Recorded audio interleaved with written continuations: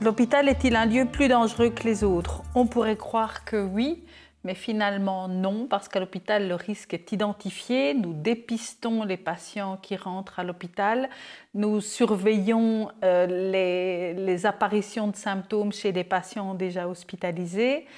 Les soignants prennent des mesures, donc ont un équipement de protection individuelle lorsqu'ils prennent en charge des patients porteurs du Covid.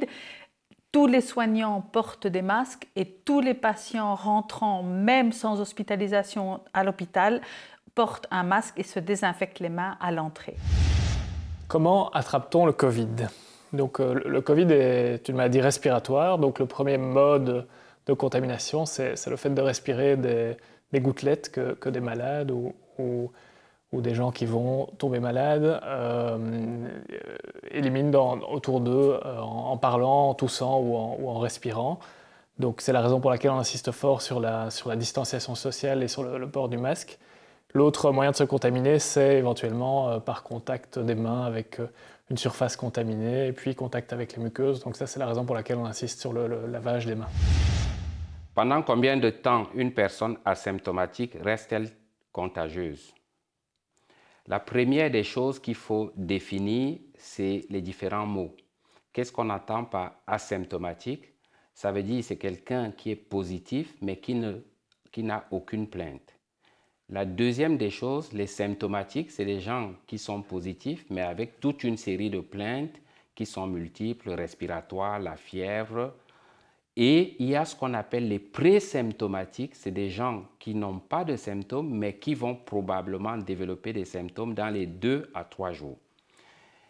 Les asymptomatiques et les présymptomatiques, ainsi que les symptomatiques, peuvent transmettre le virus. C'est surtout les présymptomatiques qui transmettent à peu près, en moyenne, 40% de chance le virus, parce que ceux-là, on ne les détecte pas.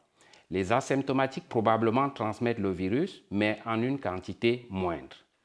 Pendant combien de temps peuvent-ils transmettre?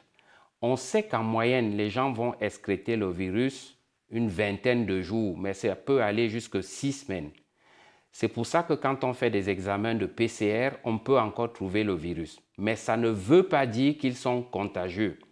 On a fait des études qui ont montré qu'en moyenne, au bout de 10 jours, les gens n'étaient pratiquement plus contagieux.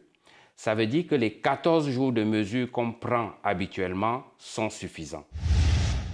Que j'ai été malade ou pas, si le test de sérologie montre que j'ai des anticorps, suis-je définitivement protégée? Est-ce que je peux l'attraper 2 fois? Alors je vais répondre en 2 temps.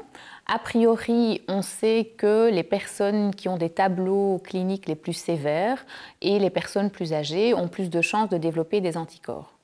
A priori aussi, si on développe des anticorps, on peut estimer qu'on est protégé et qu'on ne risque pas de réattraper.